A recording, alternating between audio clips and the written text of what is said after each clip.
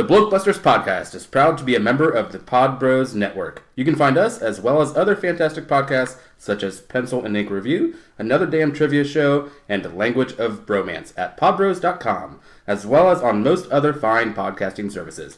Now sit back, relax, and prepare to share and enjoy the Blokebusters podcast.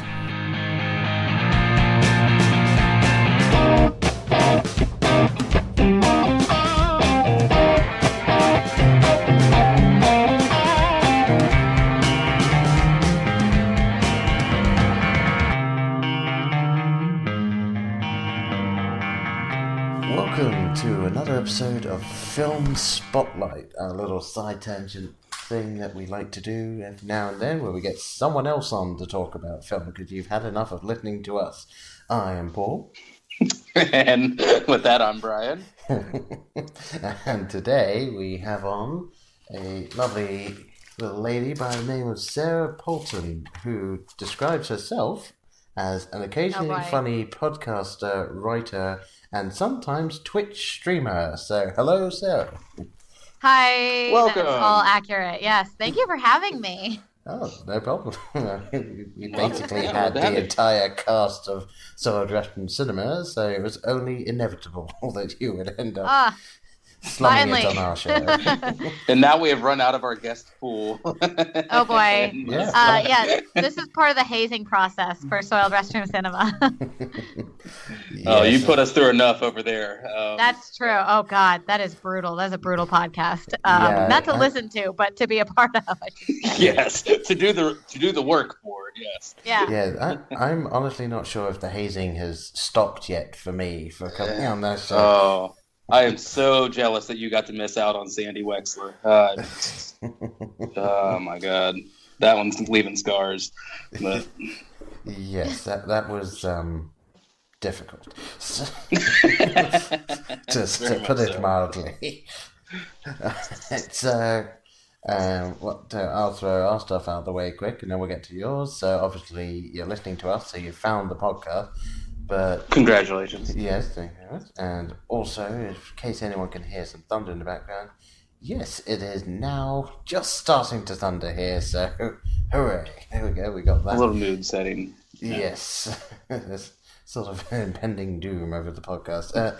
So you can find us on Twitter at Blokebusters, facebook.com/Blokebusters. You can email us blokebusterpodcast@gmail.com. We're on Instagram, just Blokebusters. You'll probably find us. And we also have a website, blokebusters.webs.com, which is probably up to date. At this point, I can't guarantee, but hey, we're trying. So there we go. I believe that's everything at the moment, unless I put us on LinkedIn or something along those lines. I think you nailed it. Yep. And so, Sarah, what about you? Where can people find you, and also, what are you doing right now?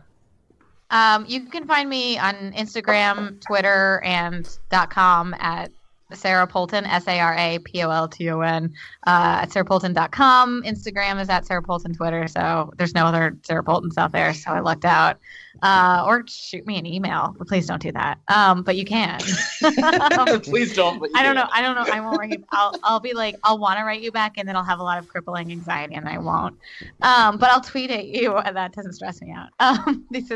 So yes, check me out and check out whatever kind of shenanigans I've gotten into on those things. Or if you want to see how ugly I am, you can see pictures of me. So that's good. Oh boy. So yeah, that's where you can find me or whatever I'm up to. All right, and you've been very cryptically mentioning just before we started recording that there's something you're sort of doing. So, yes. So what is that? Yes. So I have partnered up with a director in LA, and we are writing a horror film together. And I just finished the first draft, and people are like, "Wait, why are you writing things?" I have a minor in creative writing. I've taken lots of script writing classes, so this isn't like a random dumb thing for me to do. And I'm actually filming a pitch video for the movie next week, and it's a slasher film. And we've registered the title, so I can say it. Okay. But it's called Stay the Night. So that's what I'm willing to give out. That's awesome. Yeah. That's fantastic. Good for you. That's great. It's cool. I'm really proud of it. So we're pitching the film. We've got a pitch package. We've got a pitch, movie, but I'm going to make another one because I want to. So stay tuned for any information about that. Or if you are very wealthy and want to fund the movie, again, at Sara Polton, let me know. What'll $20 get you? No, nothing. I need a little more than that. It turns out. All right. Well, fine. But I'm very excited. Yeah. So stay tuned. If anybody wants to make a movie, let me know. All right then. All right. I will contact my rich investor friends. Thank you. You're welcome. I first need to make some rich investor friends, but then. Oh boy! All right. Thank you. Let me know. Thank you in advance. Yes, that's what I've been doing. In the last month, I've worked with a partner and written the script, so I'm a little tuckered out, but we're doing it. I love the title. Just off the bat, I love the title. I think. Thank you. Yeah. We're going survive the night slasher is the premise. Nice. And so then you've got obviously the double meaning of the word stay there. So I do enjoy that. That's quite nice. Thank you. Yeah. Thank you. I think I Wikipedia a lot of I took a thesaurus and I was looking up different words and that's where I got stay the night. There you go. Yeah, Hot tip. On top of the fact that there's so many slasher horrors out there, you've really got to work on getting something that isn't already taken. Sure, that is very true. Accurate. Yeah, right. All right. Well, I can honestly say that's bigger news than I was expecting. I genuinely had no idea what it was going to be. So that was very cool. I've always got something up my sleeve. All right, well, I guess we should go on from that, unfortunately, small amounts of information that you're allowed to give out at this present time, and move on into our film spotlight then. So, obviously, even though, as we all know, it's more fun to rip into the murky waters of hatred for, I do think we should stick with our tried and tested method, and we'll go with the one that you really enjoy first. So, here's hoping that at least one of us has seen this. Can I give a hint? I tell you what, we normally try and guess the genre. All right. Is it a very vague hint? Is it not helpful? It's a super vague hint. It's really vague. I'd say go for it, Paul, because we're not doing well on these. It's a really vague hint. Go for it. It's not a buddy cop film. Damn it! You know that's all I ever guess. Okay. I know. That's why I chose that. I just want to take it off the table. I thought about picking. I wanted to pick a buddy cop film just so you would be right, but I have to keep true to myself. Damn it. Okay, all right, fair enough. That's my only hint. Paul, you guys have seen this movie, though. I'll say no Turner and Hooch this time then. Oh well. Okay. So... You have seen this. I'm really confident. I'll give you that. Okay. Confident both of us have? Probably. I would be very shocked if you had. Okay. All right. Paul, wait. I don't even know who's going first. You want to go? I got to think up another genre. I only know one. So. Okay. You got to buy me some time. Yeah, all right. I'll probably go first then, and I may need to stick with the one that I usually go with, and the one time I didn't, it turned out that was the one that it was. Mm-hmm. So I'm just gonna go with sci-fi for mine. Damn you! That was gonna be mine. I know. Okay, so you did not know. You're kind of right. Kinda. Okay. Yeah. I don't know. I get an extra. I wouldn't say that's the main genre, but you could make a case. Mm-hmm. Yeah, which is what I consider the moral victory there. So unless Brian gets it even more closer to the mark, I think I'll take that one. I guess I don't know. I'll go fantasy. No. Fantasy cop. Fantasy cop buddy film. Turner buddy film. In space. Okay. No. Damn right. No. When do I give it up? Now. Now. It's The Matrix. Okay. Let me Google this. What is? Well, I don't know if you've ever heard of this film. It's very niche. It's very niche film. I saw this movie when I was 12, and it blew my flippin' mind. Holy crapoly! I didn't know any of this could happen. Also, that's when I fell in love with Keanu Reeves, and he's my soulmate, and we're gonna get married someday.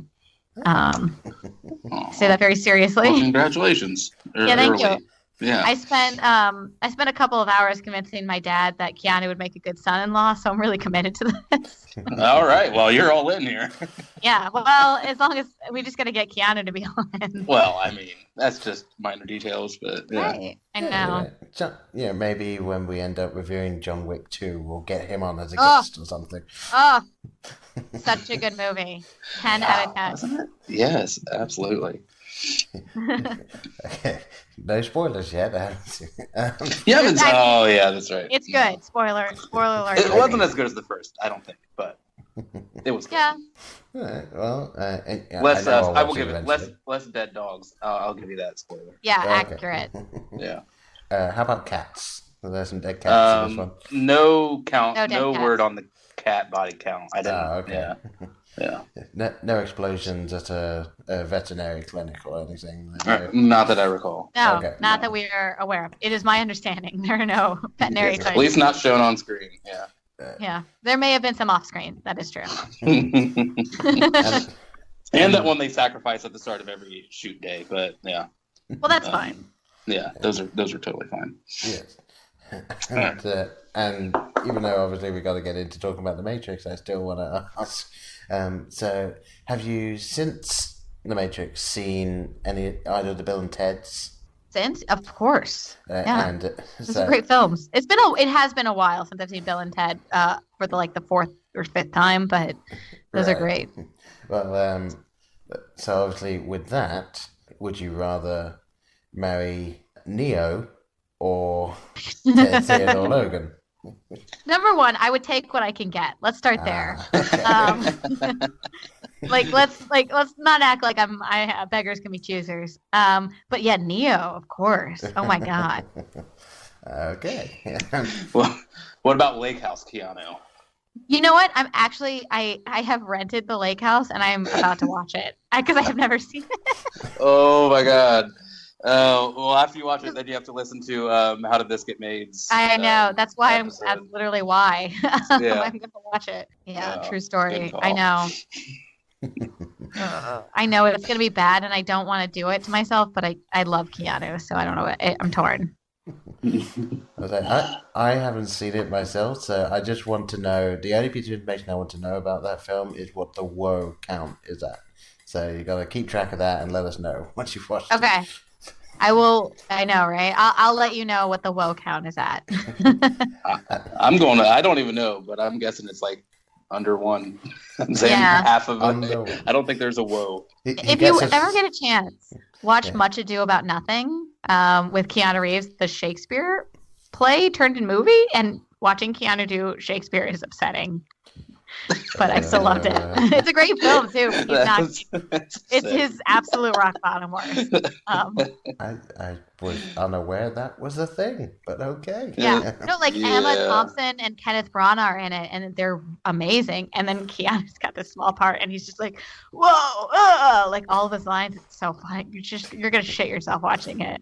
I kind of actually love the idea of Keanu just reciting Shakespeare. Yeah. Suffer the slings and arrows of outrageous fortune. Yeah. Oh my God, that is so accurate. It's scary. You were on it. Nice. All right. Well, should we get into the Matrix, so to speak? Let's plug ourselves into this one. So. Let's take the blue pill, or no. Yeah. So. Did I get that right? I don't know. I think so. Okay. It's a red pill. So. Yeah. Yes, because obviously Cypher's one that said, why didn't I take the blue pill? Yeah, the blue was just NyQuil PM. That's right. Yeah. Well, probably retinol, actually, since it makes you forget everything. But anyway. We need honor here. Okay. Oh, boy. Yes, we do. No, we don't. Oh, boy. So, yes, my first question generally then is, it's not even really a question, it's just kind of sell us on the film. Why is it that you have chosen this film, and why should other people watch it? if you can find someone that hasn't watched it at this point. Right, exactly. Well, there's your first selling point, numero uno. Everyone's seen this movie. No, this film is incredible on several accounts. It's more of a spectacle film, I think, than it is in terms of substance. Although, I mean, there is a pretty cool post-apocalyptic message to it as well. But what they do in terms of combat is unreal. They invented bullet time, which is when the cameras do that like sort of quick zoom around somebody. And they do that by setting up dozens of cameras in a circle that each take a fraction of a second. And it's fucking bananas. So yes. I mean, also they thought, we're going to be doing like a couple weeks of training before this film. And then they walked into 6 months of hellish torture combat training, and it pays off because it looks unbelievable. Everything about the film is sick. It really comes together perfectly. And God help me, Keanu Reeves is so amazing because I love him and he's special and he's a beautiful man.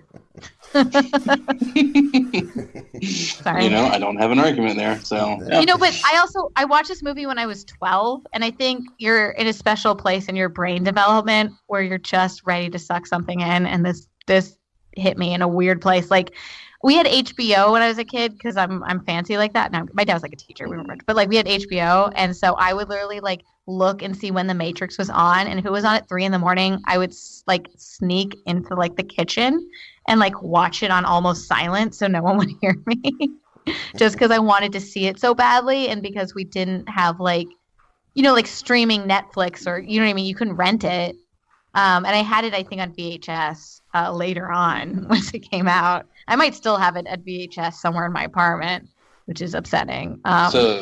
Yeah. So you had never seen it in the theater? Mm-mm. Oh. No, I did. I think it was rated R. Yes, I guess. Yeah, you time? were. But 12. Yeah. But which is weird because my parents were literally like, "Come watch a movie with us," and I was like, "No, I'm 12. I'm too cool, Mom and Dad." And they were like, "You're watching the movie," and I literally like watched it like in between my parents. It's fine. There's nothing bad in there for a kid to watch, but I think it was rated time. No? Yes? Yeah, not really. I mean, there's nothing super sexual, right? Or, no. It's violent, but it's not They gross. get to that in the later films, but yeah. Yeah. Kind of. You want to hear a real tragedy? My very first date, this is a true story, this is upsetting, was seeing the second Matrix. And I was like 14, I think, and there's that like 20-minute long sex scene, and I about wanted to kill myself because I've never felt so uncomfortable in my life. And then like years later, he was like, one time I went on a date with Sarah and we saw The Matrix, and then she never talked to me again. And I was like, that is exactly what happened. It's an accurate accounting of what. Yeah. happened. Oh Yeah. God. It was. Yeah, that was. Yeah, I can't even imagine being at formative years and watching that writhing. Oh my orgy God. down there. Yeah. Oh God, I was so innocent, and I just wanted to die. And I don't know how he felt, but kill me. Yeah, I do know that a lot of people that I was friends with thought that the only good thing that came out of The Matrix Reloaded was when the MTV Music Awards show, their like intro was just 6 minutes of ripping into The Matrix. That was pretty much it. It was Sean William Scott, the second and the and third. Justin What Timberlake, I happened? think. What happened? The first one was brilliant, and then the second two were garbage. Oh, so garbage. I mean, yeah. If you really want to go down that route, I can That rabbit hole, so to shed some speak. light on that. But very, very, very basically, the running theory is that there was someone else that actually penned the idea of the Matrix, and the Wachowski brothers, and now Wachowski siblings, I guess, got a hold of that, did a full-on screenplay of it, and then made that. And then the next two were entirely their own thing. And that's why it doesn't quite mesh. That makes sense. Have you seen the Animatrix? I was just going to ask you that, yeah. Mm-hmm. It's so good. Big fan. It's brilliant. Yeah. It's absolutely brilliant. Highly recommend if anybody, because it takes place in the Matrix universe and it's animated if anybody hasn't seen it. Yeah, I mean, there's one segment that's created by the people that did Aeon Flux.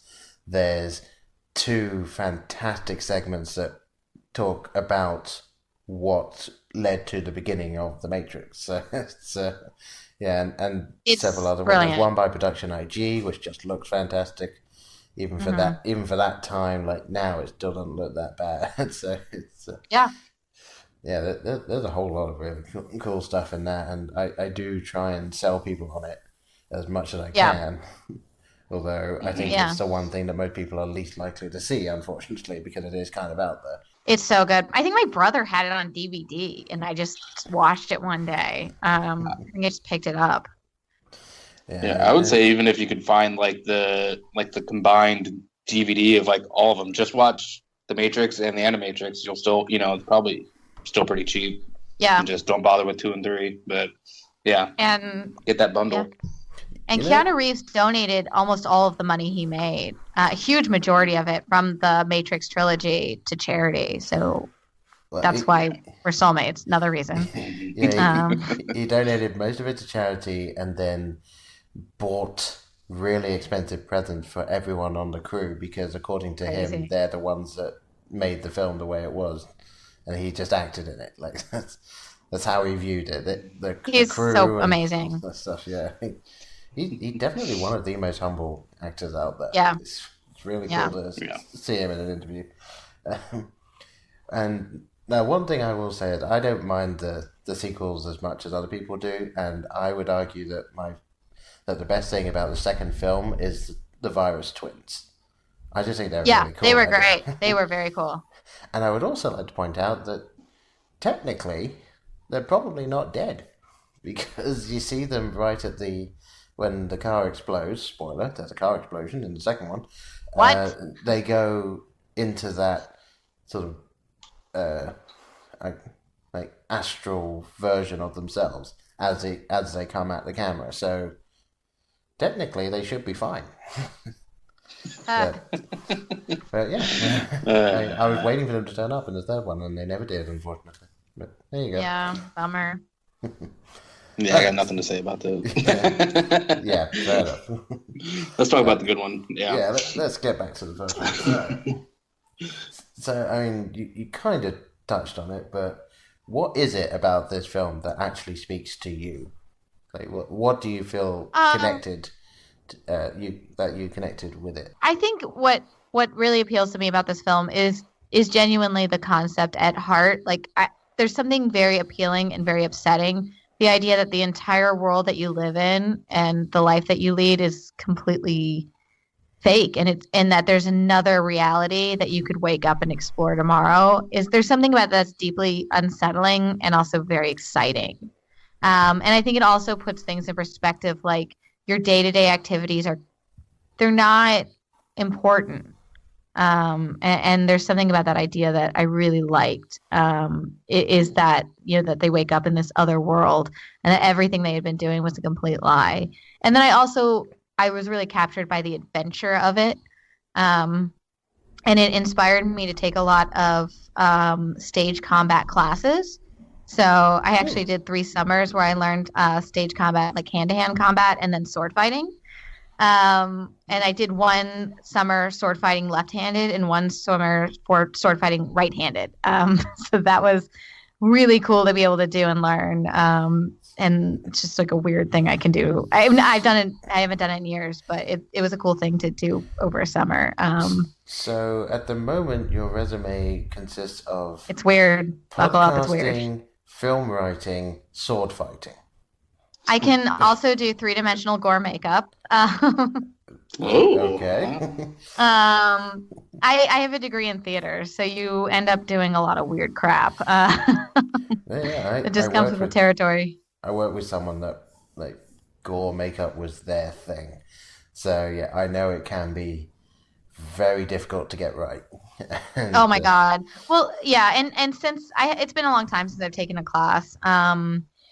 but they've changed things. I took a workshop recently, and they've changed so much. It's all different now because people have allergies. No, I'm kidding. So anything I do now is kind of the old-fashioned way of doing it. But I have a real respect for the art. But no, the way that the Matrix, we didn't have this sort of God, what's the word for it? You guys know what I'm talking about. With the rope fighting where you're like suspended in air in slow-mo. Mm-hmm. The wire fighting. The wire work. Yeah, the wire fighting wasn't something. I mean, that was what made it popular, and I don't know if it had even really been done before that. And what was also cool is when you see movies, like after that, Charlie's Angels was doing like the wire fighting, but they never explained it. Like they're just regular ladies. All of a sudden they're jumping 20 feet in the air. It was so stupid. But what was great about The Matrix was they explained it. Like, oh, okay, you're bending reality and using your mind to sort of shape the way things go. So it looked cool and it made sense. They kind of covered all their bases. It just wasn't dumb. I don't know. So that the fighting in it was unreal. And I think it still holds up. The film is still great. The costuming, the lighting, everything comes together beautifully. It's a great film. Yeah, I agree 100%. Yeah, it's I don't tire of it, and if I ever see any of it on, it's one of those, stay and watch till the end when it's on. Be late to work if you can, watch. Yeah, like sorry, The Matrix was on. Deal with it. If I were your boss, I would promote you. Well, thank you. I might have you email someone for me. Yeah, there you go. And I just had to ask this question then. Are you a nihilist by any chance? Just throwing that out there. Since you seem to like the idea that I'm a everything Frasierist. they do is mean nothing, and you seem to enjoy that idea. No, I mean a little bit, but not really. I don't think I'm that pessimistic. I have some hope for the world out there. I would say it's possible to be a nihilist and not a pessimist because, hell, that's what I am. So there you go. No, I'm deeply I care. I value life, and I have a lot of hope for humanity. Not always for myself. No, I'm kidding. I do. I take that back. No, I'm like a hippie vegetarian at heart. So I don't think I describe myself as nihilist. Fair enough. Thought we finally had another nihilist on the show there. But I do like the idea of like waking up and life is this big adventure for sure. Yeah, I mean, who doesn't want to be Bilbo Baggins every time you wake up in the morning? Yeah, and especially at the age of like 12 in your preteen years, like that's when I think you crave that the most. You want to get out of your house, absolutely, and you want to go on a big adventure and be on your own and do something really cool. But you're also like can't do your own laundry, so you know what I mean. Like, and you can't drive a car, so and you're a total ding dong. But you crave that kind of independence and that excitement. That's just and that's what the film kind of inspired in me. Yeah, I mean, it really is. It was a film that kind of came out of nowhere. There really wasn't anything quite like that before. So yeah, I heard a rumor. I don't know if it's true. I heard a rumor. I don't know if it's true that Will Smith was supposed to play Neo. He was. And he gave it up so that he could star in Wild Wild West. Oh, worst mistake ever. Ever. Wicked Wild. Also, you know what? Don't care. I still like that movie. Would I watch it again? Probably not. But hey, now, be fair. Had he been in the Matrix, what sort of rap song would he have written about that? Oh, God, I'm so mad he doesn't still do that. Or something. Like, I don't know. I am so mad. He needs to do. I want to bring that back because he wasn't the only one. I think Ice Cube did it. No, not Ice Cube. LL Cool J. He did that for Deep Blue Sea. And I want more. I want more rap songs for movies. I just want more theme songs. Yeah, just like the 80s theme songs, like they do in the Netflix show Love, where they give every kind of movie that doesn't have a theme song a theme song. Yeah, I'm into Perfect. It. Yeah. Or even like almost every Will Smith 90s film that he did the theme tune for. He did the Men in Black and all that.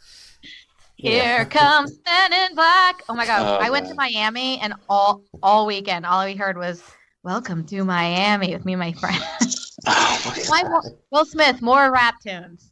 Thank you. I'm take it or leave it. I'm just waiting for Netflix to do like a one-off Fresh Prince of Bel-Air thing. What? But I'm so in. So maybe in. Will has grown up and now he's the head of the family or something. It's due. It's due. We got Fuller House. Roseanne's getting a remake. Well, yeah, Roseanne's coming back for 8 episodes. Oh, interesting. Yeah. Mm-hmm. I mean, I can bet you any money that both Will Smith and Alfonso Ribeiro will jump on that. I'm in. I love it. Oh boy. I got nothing on that tangent. Sorry, Paul. No, that's fine. I'd say we let that one run its course. Yep, ran right and smack into a dead end. All right. Well, obviously, like the next question, usually aimed just at the guest, but since we're all fans of this film, I say we could all answer this one. Do you have a favorite moment or scene in The Matrix?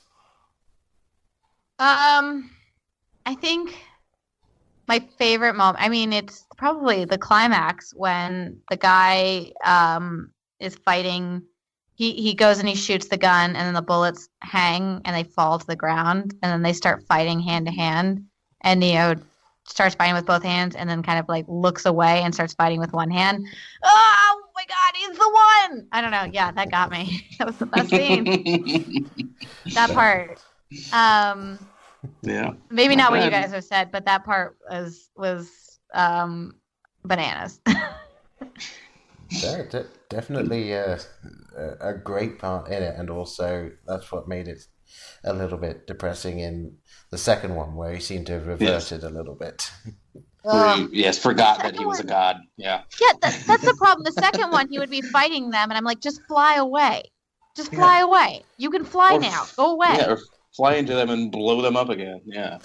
Yeah, it didn't make any sense. With this one, he was like discovering his power, so it was cool to watch. But yeah, I mean, also the scene with where Trinity goes to save him and then flies the helicopter into the building. Oh God, so good. Also 10 out of 10. All right. Yeah. Brian, what about you then? If you had to pick mine would be just a little bit. I think, before that, with kind of the entrance into the office building, that whole sequence with the columns and just the oh my God, the, like kind of concrete columns, just taking all those hits and just that's just a great action sequence. I love it so much. Didn't you shit yourself when he opened up the trench coat and he had all those guns? You shit yourself. Yeah. I mean, I seem to recall, everyone left the theater, so I must have shit myself. Yeah. Sorry. No. Yeah, and that was effectively one take. I mean, obviously multiple cameras and stuff, but they just did a single run through of it, and then reset took, I think it was 3 hours at least, just to get that thing back to filmable quality. But yeah, that was a fantastic one. I think my favorite moment in it, it's a bit of a weird one, and it's not even the first instance of bullet time, but it's the first, I would say, really evident use of it, and it's when Neo is firing at the agent and he misses completely, and he yells out to Trinity for help, at which point he manages to start dodging the bullets.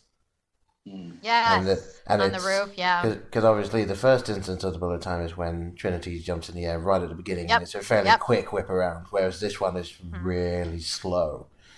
That's the signature of this film, yeah. Yeah, and it's done so well. And one of my favorite extras on the DVD because I got that, like the really thick box set DVD when it was still just that film, but it was 3 discs when DVDs were first coming out, and it had all of those extra features on it, which would all fit onto one Blu-ray disc at this point in time. And they showed them filming that scene, and that bit where he does the flipping his arms as he bends over backwards takes him a quarter of a second. It's Like, crazy that's how to long watch. that is. I've seen it. It's in this like green screen because you're like, wait, they're not on a roof? Nope. And they have like the wind machine blowing his jacket back and stuff. And you watch him do it, and he just like falls back in 1 second. You're like, what? It's like, oh, this is okay, gonna be do cool. it again. No, it's over. No. Yeah, but didn't that blow your mind when you saw it? The way you'd never seen anything. I had never seen anything like that. And I think what makes this film so much better than a lot of the CGI films is that was really him. And they did a lot of cool camera techniques, the lighting, the cameras, the wind to make it happen. But that was him. That wasn't like cartoon Keanu CGI'd in, You mean like in the second one? Yes, which is garbage. Like, am I not supposed to notice that Keanu's a cartoon right now? Like, this isn't Cool World. Yeah, I mean, not to jump back to the MTV Music Award thing, but when they showed that scene where he's clearly CG and all of the CG Smiths are jumping on him, and Sean William Scott is playing the Smiths, and so they're just yelling, dog pile, dog pile, dog pile. And, oh my god! Yeah, it was. I kind of want to rewatch that bit. It was genuinely funny. That does sound good. Yeah. Now, Paul, if I could just interject here for a sec. I don't think I've ever. We got an exclusive here. I don't think I've ever revealed this to you, but way back when, probably 6 months to a year after this had come out, my friend and I in our hometown started doing a remake, not a remake, but yeah, I guess essentially a remake of The Matrix. We cast it. It was with our grocery store employees, the other people that worked at the grocery store we worked at, and did shoot about a third of it, and then just the schedules just were too much. But yeah, I would love to see some of that footage now because it has. Please tell me that's out there. Yeah, he's pretty good. What's that? I was going to say, please tell me that's out there. That's got to be along the same lines as I'm Edgar sure Wright's Dustin has first it. Yeah, one. the creator of our logo, that's who was Neo, and he's a really accomplished model maker and all this stuff. So, yeah, he did all the props, and he had the coat and the pretty good mock-up. We had our Trinity. Yeah, it was. We just we just shoot it like on breaks and stuff, and like after we just like find dark places to shoot the scenes. Yeah. But alas, it's probably never seen the light of day. Too bad. And that really is such a shame. I mean, I'm trying to remember the name of it. Oh yeah, like it sounds kind of like what Edgar Wright. Are you thinking of the Raiders? He made A Fistful of Fingers, which is basically what I think became Hot Fuzz. In the end, like it was like really bad, but he still made it just so he could say he made it. And then like later down the line, he was like, okay, let's get actors to do this. Let's get some money behind it. I thought you were going to go for the I can't think of the title right now, but the Raiders of the Lost Ark fan film that took decades to complete. Yeah. I'm totally blanking on the name right now, but it's fantastic if you ever get to check it out. Yeah. Well, of course, there's someone that there was a kid that made, using all toys, a live action Toy Story. That he's redid the entire thing. Apparently it took him like 7 years to do. And Pixar just kind of went, oh, well done. Well, so were 7 years. Yeah. We have to get our hands on that footage. No. Let's move on. I made it all up. Paul, you bought it. All right. Yes, all right. Well, at this point, normally the question is, if there's no sequel, what do you want it to be? But obviously there was a sequel, so this time the question is, there is a sequel, what do you wish it had been? I think, prequels would have been really good. And anything, honestly, the Animatrix that had things that took place in that universe, but at different points in time. They showed glitches in the Matrix, people's stories, figuring out about the Matrix. I think that anything along those lines would have been really good, Or just living in that world and living in this universe and exploring it would be excellent. But whatever the nonsense that came up in the second and third movie, the plots didn't really make sense. All of a sudden, all the trench coats and black clothes look stupid. I don't know how, but they looked really dumb. Some of the fight sequences were incredible. Yes, and some of the fight sequences and chase scenes were really incredible, but they were kind of sullied by the I didn't believe the universe anymore. So my question, Sarah, would be: do you think there was a way to continue this story, or like kind of how we alluded to a little earlier, like the end of the Matrix, it kind of puts a nice pin in things, the whole godlike aspect. Mm-hmm. Was there a way to continue this and go a different direction, or like you're saying, prequels was the only road? I think you could have continued it for sure, but the story had to be very simple. I think that's what works with. The story of the Matrix is pretty straightforward and pretty simple, and that's why. And the way it's told is really extravagant. So I think you need to continue that. You could have kept Neo in the characters, but something simple would have had to happen in order to keep it going. But it does make it more challenging because he has these powers. So what does he have to overcome? What's his story arc? Does he lose them and he has to get them back? There has to be a challenge to overcome. If you're like this god who could do anything, then fight sequences don't matter and they're not important because he can just fly off at any point in time. Yeah, zero stakes. Yeah.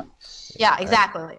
And I've every now and again I've had an idea where you could have like a second film, but it's not necessarily a direct sequel. It's more let's say it's from the point of view of a policeman somewhere in one of the major cities, and Neo is becoming successful and is freeing people from the Matrix, and this policeman is trying to figure out what the hell's going on because he's not. No one's come to him yet. Absolutely.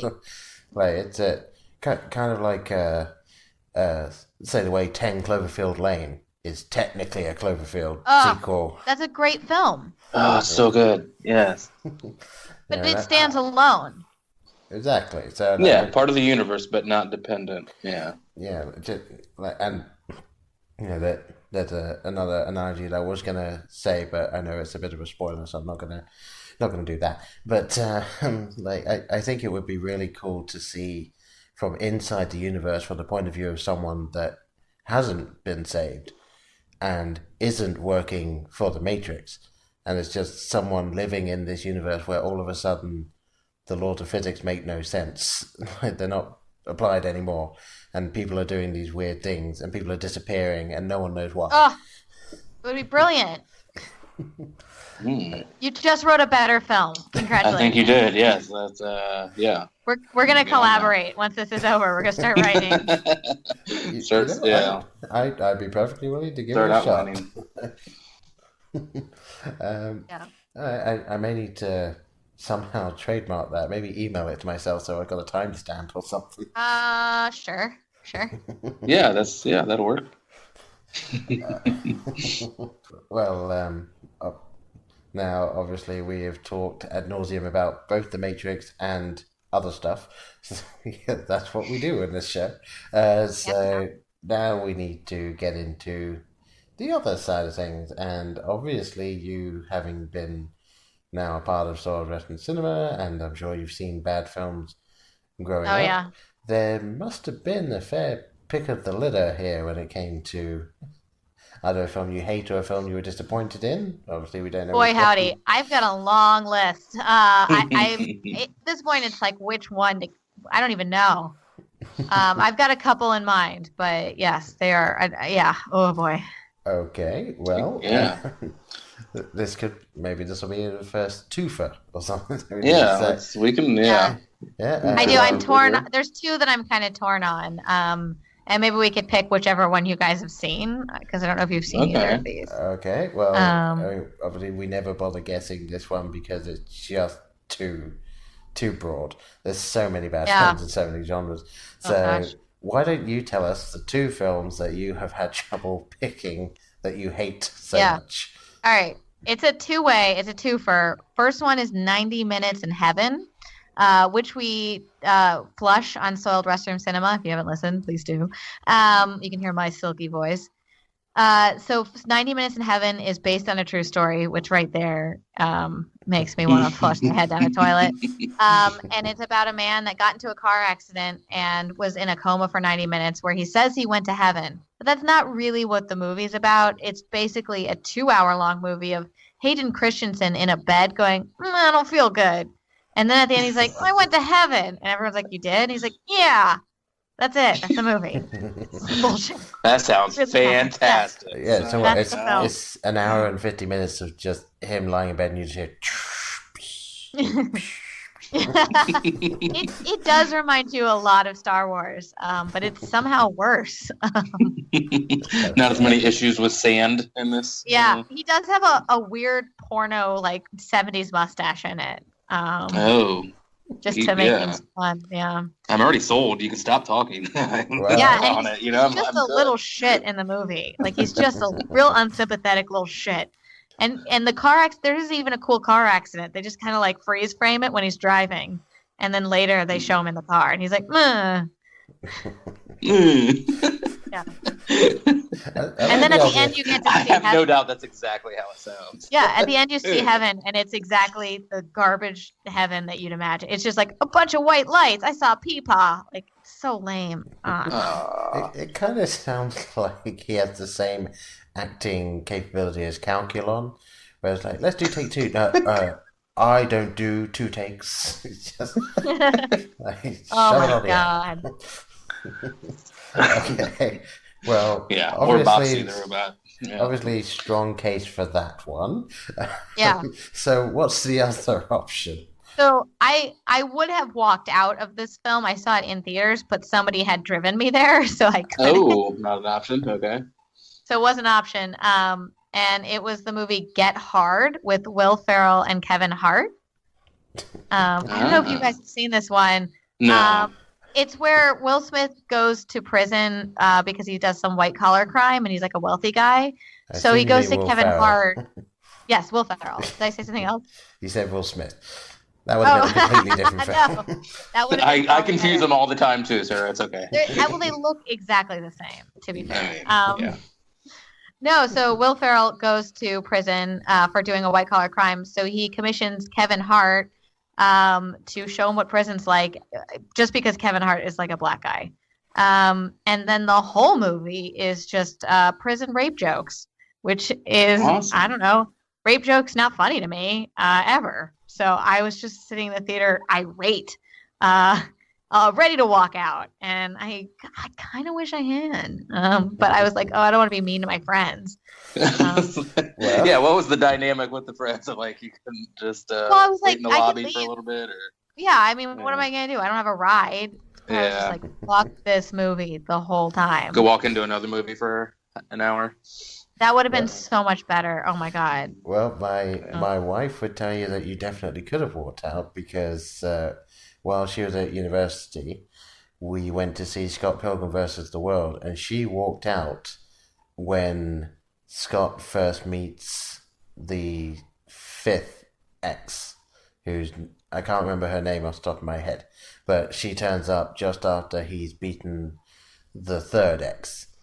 And so there were 4 more exes still to go in the film, and she walked out because she didn't like it, and she just went outside and sat down for an hour, and she hated it that much. So yeah. Oh my god. So there you go. You could have just literally done anything else, I guess. I know. It was that bad. And you know what? I also have given up in general seeing movies on dates because every single time I go to see a movie on a date, it's a terrible movie. It's just like I'm cursed. And then I just look at him and then I hate him for making me sit through this. And then at the end of the movie, he's like, what'd I do? Okay, well, promise us you're never going to take someone to see a Marvel film. Just don't do that. We don't need that curse. Yes, we don't need that mojo working against us. Yeah. Yeah, no, you're okay. I'm done. I've given up. I think I saw the Evil Dead reboot. Yeah, I saw Split was the most recent one, and I was like, is this guy gonna kidnap me and kill me too? What's happening? Oh God. I was giving him side eye. I was like, why did you take me to see this? What's going on? I want to ride home. Get out of here. Oh my God. Yeah. You know what? Yeah, I might share that too because I'm just trying to rack my brain. I don't think I've had a good film date experience really. There was Now You See Me, that movie about magic. That's garbage. I don't mind that one. No. Well, I don't think it's a good film, but I don't mind it. It's just it's definitely a good turn your brain off entertainment. Oh no, I was so angry. I have not seen it just because I have no desire to see it.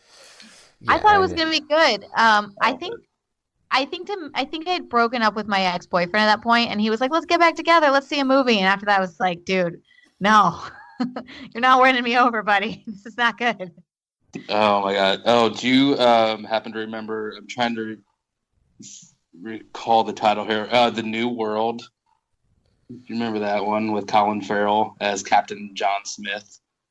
And it was like the Pocahontas. Oh, I did not see that because I just assumed it would be racist, but I don't know if it was. Yeah, it was like 2005. That was the date, and that I don't walk out of movies, and that was the first one I ever had the strong desire to walk out. Like it was so incredibly long. At least, I mean, it's 2 hours 15 apparently, but there are half hours that pass without dialogue in that movie. Oh my God. She clearly wanted to leave. I'm a completionist by nature. And I'm like, no, I'm going to stick it out. And it got to be like half hour left, and I really want to go, but I stayed through, and she was so pissed off. Wait, was it me? Hold on, was this me? Just kidding. Hold on. Yeah, I forced her to sit through it, and that we just did not talk. Oh my God, so bad. Yeah. Don't do it. Don't see a movie. So thanks, on Colin date. Farrell. Yeah. Oh God, I think, yeah. Don't, because if you're gonna see a movie on a date, you gotta go comedy, and you gotta know it's funny. I think is the way to do it. But then it's gotta be a comedy that both of you find funny. That's true. That is true. Well, then you'll learn about someone's sense of humor, I guess. Yeah. I don't know. Well, especially now, there's a lot of different comedies where they're very subjective. That's true. And I like a bad movie. Like, I should point this out. Like, it's not impossible to disappoint me, but I don't know. I'll have fun. Like the Batman with George Clooney. I don't care. I like that movie. I don't care what anybody says. I think it's great. I mean, it almost feels like they were trying to do the 1960s Batman TV show film. It was when they did that with all the bad puns and. I don't care. I thought it was fantastic. Oh, I don't think I can ever give that another try. I don't know. Was that Batman and Robin or Batman Forever? Batman and Robin. Batman and Robin. If you ever have a day where you feel like life is really sad and you don't have any hope in the world, YouTube Arnold Schwarzenegger, Mr. Freeze puns, and they're compilations of his movie. And you will die laughing because they're so bad. This is also the nipple suit too, though. Yes. Right? Yes. You know what? That's a great film. That should have been my favorite film. Hold on. All right, let's start over again. Scrap everything. When he pulls out the Batman charge card, that's when I think about shit myself. Well, have you seen the Nostalgia Critic ripping into Batman and Robin? I have not. It's an old video. I don't even know if it's still on his YouTube channel because he's got rid of some of his old videos and he's bringing them back intermittently. But yeah, that comes out. Like he brings out the card, it goes on the card, or whatever the hell it is he said, and he just grabs the camera and he just goes, "A bad credit card," and he just starts yelling, and then it's like that "oops, broken host" type thing comes up on the screen. I don't care. That movie was fun. Everyone can suck it. That was a fun movie. It did not take itself seriously. I had a great time. It's a great movie. Don't care. I'm not going to die on that hill. I like you. You're just fine. I'm going to let you have it. Well, my point being is a movie. We all have those, though. I like when a movie, though, wants to be good and then just fails so hard. That's okay to me, I think. Like Showgirls. which I've only seen edited for VH1, so I actually don't know what the whole. I have no idea how dirty that film is. Oh, it's dirty. It's bad. I like when something Dirty tries bad. so hard to be good and then it fails real hard. That I'm into. Okay. When it's like really earnest. Yeah. Like Sharknado doesn't appeal to me because they want it to be bad, and that takes away from the fun. Mm-hmm.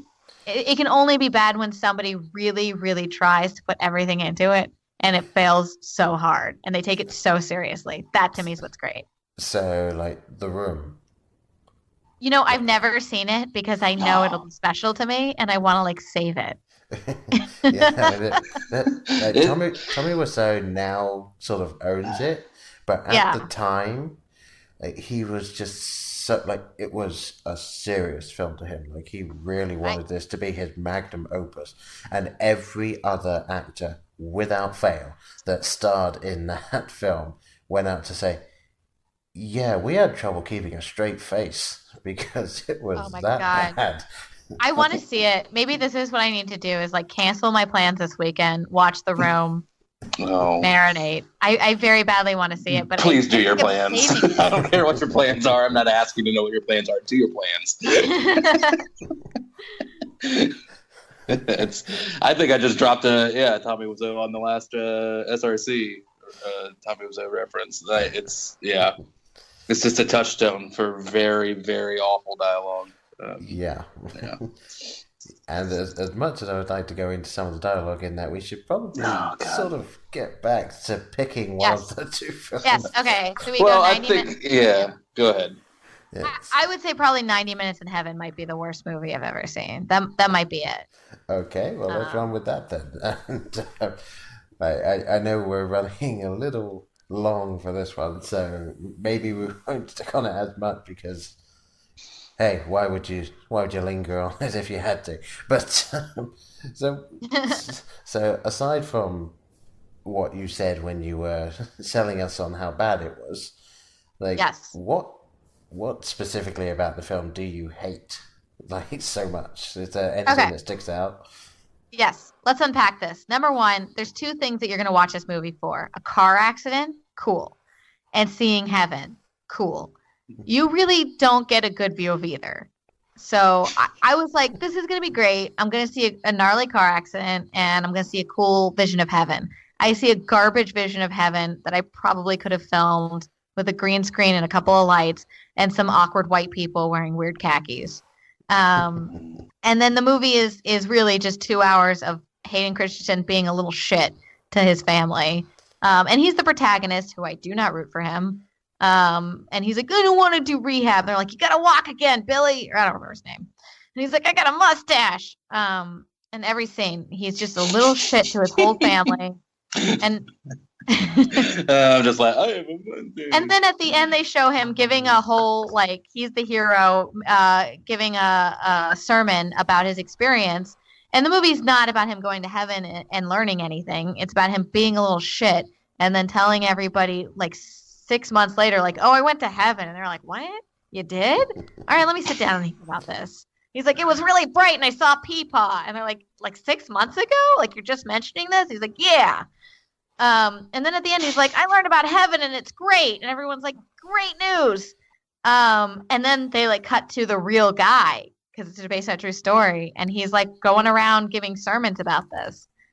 And I'm like, what? But you didn't learn anything. Heaven wasn't anything special.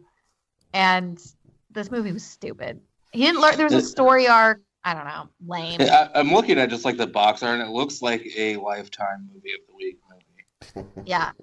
And it's not. I thought, okay, this movie will be 90 minutes. Lies. It's 2 hours. No, it's 2 hours in hell. Oh yes, accurate. Yeah, I worked hard on that one. Okay. And listen to the episode of Soiled Restroom Cinema where he flushed this bad boy. Oh God. Yeah, I don't think I've heard that one. I need to check that one out too. Yeah. And he has a terrible mustache, FYI. Is it at porn stash levels? Oh, 100%. 100%. Is the mustache the best actor in the movie? Oh my God, I just So saw it. angry. Oh wow, that's bad. Yeah, that's like Yeah. John Holmes. Thank you. And Yeah. the best actor goes Yep. to the caterpillar. That is like one of Eugene Levy's eyebrows on his face. Yes, so true. I just pulled up a review, and the first review is waste of time, 1 star. So yeah, so no awesome car crash like the aforementioned kind of like 10 Cloverfield Lane, and then Brilliant like film. yeah, and then like What Dreams May Come. I thought kind of all right, representation of heaven. Nothing of that either. Just d-bags and khakis. So true. Okay, these are the review titles. Kate Bosworth keeps her figure while scarfing down McDonald's also happens in the film. Epically awful. Mainly a recovery from an injury medical drama. Not what I thought it would be. This is also true. It's just the worst movie. Oh, it's such a bummer. It could have been really good. It really could have. It's an interesting premise, but there's no. Why do I care about this guy? And he has nothing happens. It's lame. Yeah. I'm really dying to see it now. Yeah. I know.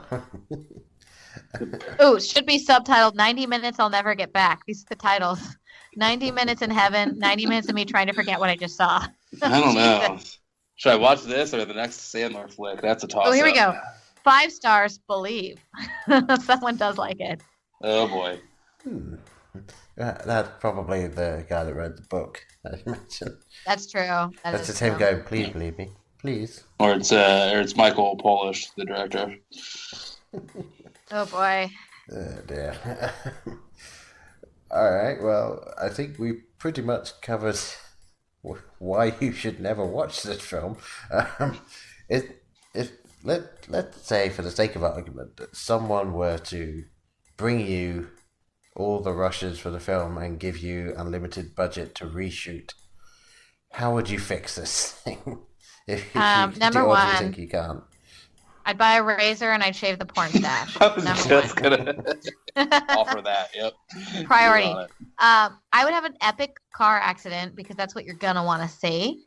I would have a character that we care about, and I would have him have a flaw that he has to overcome and fix. And then I would make heaven, I don't know, like really beautiful and interesting, and not just like a weird pamphlet from a cult. And then I would also make the dynamics and the tension between the main character and his wife more interesting. Because it is a cool premise and it could be a good film. If you hear, oh, this guy gets a car accident, he goes to heaven and he has to overcome this big injury. Like, okay, all right, I'd see that. But the execution on this was super lame. And I would probably add in a character that has some comedic relief or someone that he can vent to, because it's really a lot of scenes of him just laying in bed looking like I'm bummed out. So I try to keep that to a like all minimum. the viewers. The movie. Yes, so true. My big joke on this is if I wanted to watch a man look really miserable for 2 hours in bed, I'd have sex. I'm kidding. Oh God, help me! I take that back. I didn't mean that. I don't even know I can't backtrack. But there you go. It was rough. We're just leaving it hanging out there. Yeah. Okay. I'm genuinely not sure what else we can say about this bloody thing. Okay. There you go. You asked. We did indeed. Yes.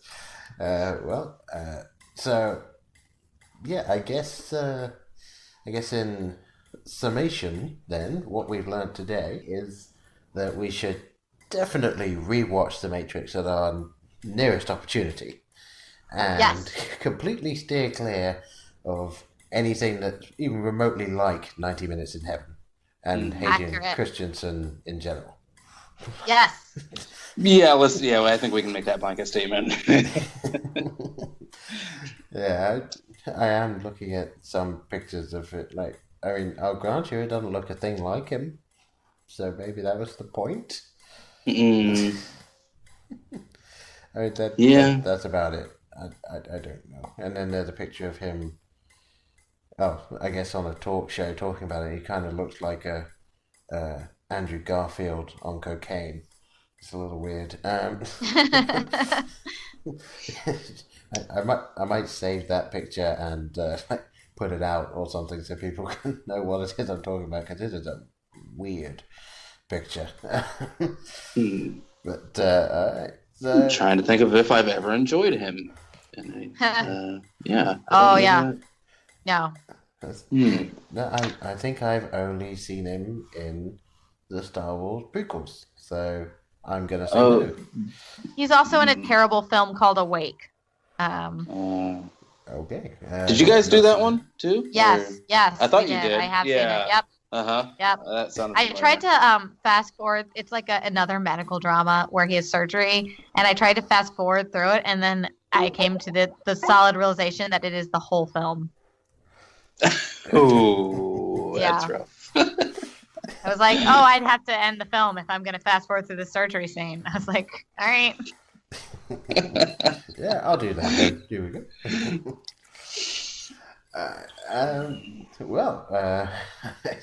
That's a good place as any to stop then. So, yeah. Thank you very much for coming on. It's been a lot of fun. And, thank you for having me. Sarah was a blast. Yeah, it's nice to finally get to talk to you. Yeah. And as I say to everyone that comes in on one of these days, if you ever want to come on the podcast proper, as you could say, I suppose, just let us know if there's anything you particularly want to review or anything. Just give us a shout out. We'll have you on. Yeah, I'm in it. Let's do it. Yes. Yeah. Yeah. All right. Okay, you will be the most enthusiastic person by far, I think, on that. Yeah. It is tough to beat our energy, but I think you can manage. Especially mine. I am very hyper on these, in case you can't tell. Yeah, yep. you need to cut out the sugar. Yeah. You got to be on the next Sandler SRC. You're not dodging that next one. Whenever that comes out. Oh, yes, I'm sure we'll be on it. Well, I'm sure you're going to volunteer me for it. I'm watching something this weekend, but I don't remember what. Yeah. I think it takes place in the 80s. Okay. Well, then it's got to be good. Yeah, I mean, if you had to watch something that takes place in the 80s, I highly recommend the San Junipero episode of Black Mirror. Absolutely. Yes. And then as a dessert, our Black Mirror episodes. Mm-hmm. Yeah, you get to hear us with fellow Flusher Kelly Griffin. Yeah. Love her. Yeah. I guess once again, since I'm sure people have forgotten what it was we were talking about at the beginning of this episode, why don't you let everyone know where to find you? You can find me at sarapolton.com, SARAPOLTON, or you can tweet at me. I'm very active on Twitter, and I'll tweet at you back. I might be mean to you. I'm kidding. I might not kidding. So at Sara Polton on Twitter, Instagram, and Twitch. I'm also at Sara Polton. Yeah, if you want to talk to me live, I live stream playing video games. So you can talk to me in real time. And I'm a sassy one. And if you come into my stream, I'll say "caca" at you, and that's fun. There you go. Well, I think we've established that caca and tuki don't work, so you're gonna have to find something else. I can do whatever I want. You know what? I really want to rewatch Evolution. That was a film that I never think about, and every now and again it's like I enjoyed that. I want to rewatch that. Yeah. Okay. I don't know what that. Yeah, I don't know. I want to rewatch Batman and Robin now, and I don't know what that says about me. Hey, that's your time. You use your time how you like. Yeah. Well, enjoy all those bat nipples. Oh, I will. Indeed, yes.